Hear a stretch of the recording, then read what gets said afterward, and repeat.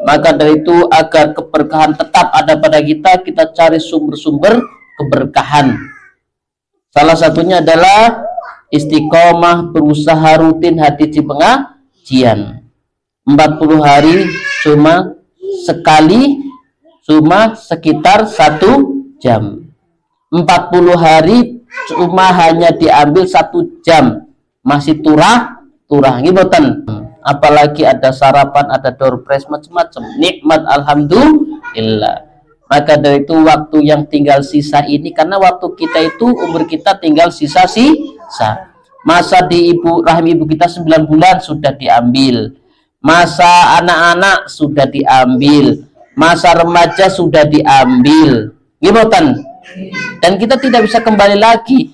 Nah, kita itu sedang berada di bagian terakhir dari umur kita. 40 ke atas itu bagian terakhir dari umur manusia. Maka dari itu masa antri kita, masa tenggang waktu kita isi dengan kebaikan. Setiap hari kita sudah makin dekat antriannya dipanggil oleh Allah Subhanahu wa Ta'ala. Sampai tadi pada subuh masih mendengar berita lelayu. Masya Allah. Ya. Permasalahannya adalah dalam kondisi apa kita nanti dipanggil oleh Allah Subhanahu wa Ta'ala.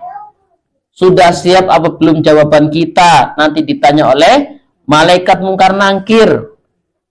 Sudah siap belum kita nanti menjawab jawaban ketika ditanya oleh Allah Subhanahu wa Ta'ala, yang setiap detik catatan kehidupan kita. Sudah belum kita memiliki jawaban terbaik? Maka dari itu umur yang tinggal sisa ini, mari kita semua isi catatannya dengan semua catatan kebaikan. Mari sisa umur kita yang masih saat ini perbanyak kebaikan, perbanyak amal saleh, sampai Allah tidak peduli dengan dosa-dosa kita. Kita berdoa kepada Allah di usia yang tinggal sisa ini agar diberi kekuatan beribadah, insya Allah. Jamaah sekalian, Bapak Ibu yang dirahmati Allah Subhanahu wa Ta'ala, kita lanjutkan pelajaran kita pada pagi hari ini. Lanjut ke rukun iman yang kedua. Tapi sebelumnya, jamaah sekalian, Bapak Ibu yang dirahmati Allah Subhanahu wa Ta'ala, ada catatan penting sebelum kita lanjut pelajaran kita tentang iman kepada Allah, tentang mengenal Allah Subhanahu wa Ta'ala. Yang pertama, bahwa adanya alam yang begitu lengkap, begitu rapih tatanannya, susunannya, yang menciptakan Allah Subhanahu wa Ta'ala. Yang kedua, Allah tidak ridho jika hambanya menyekutukan Allah Subhanahu wa Ta'ala.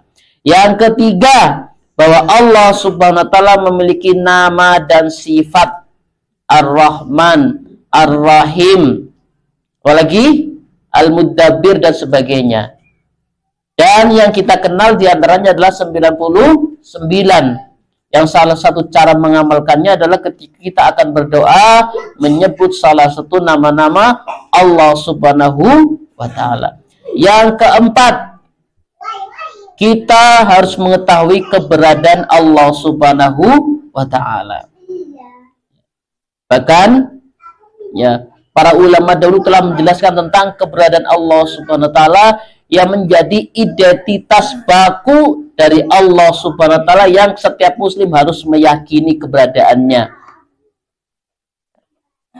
Yang pertama, bahwa Allah Subhanahu wa Ta'ala menunjukkan bahwa keberadaannya adalah di atas. Yang pertama adalah yakhafuna rabbahum min fawqihim. Mereka takut kepada Rabb mereka yang berada di atas langit, yakni Allah Subhanahu wa Ta'ala. Ya. Kemudian yang kedua, wahwal qahiru fawqa ibadih. Dan dialah yang berkuasa berada di atas hambanya. Dan ketika Rasulullah SAW Isra Mi'raj, kemana? Ke langit ke-7, ke Sidratul Muntaha, bertemu dengan Allah Subhanahu wa Ta'ala. Dan oleh-oleh dari Isra Mi'raj, Rasulullah SAW membawa perintah sholat yang 5 waktu. Jadi salah satu ibadah yang langsung perintahnya Rasulullah bertemu dengan Allah adalah ibadah sholat 5 waktu. Ini menunjukkan betapa pentingnya, betapa tingginya kedudukan sholat yang 5 waktu. Tidak boleh diremehkan karena perintahnya langsung Rasulullah SAW menghadap Allah Subhanahu wa Ta'ala. Yang ketiga, ta'rujul malaikatu warruhu ilaih. Malaikat-malaikat dan Jibril naik menghadap Allah Subhanahu wa Ta'ala, naik ke langit ke-7 ala. Yang keempat, di antara petunjuk bahwa Allah Subhanahu wa Ta'ala di atas adalah ilaihi yas'adul kalimut thayyib. Kepadanya lah naik perkata-perkataan yang baik. Naiklah amal-amal saleh. Bahkan ketika setiap hari pada asar waktu sore hari, malaikat penjaga malam dan penjaga siang itu bergantian. Ya. Maka ketika malaikat siang di waktu asar naik ke langit laporan kepada Allah, maka Allah SWT berkata kepada malaikat, dalam keadaan apa hambaku engkau tinggalkan?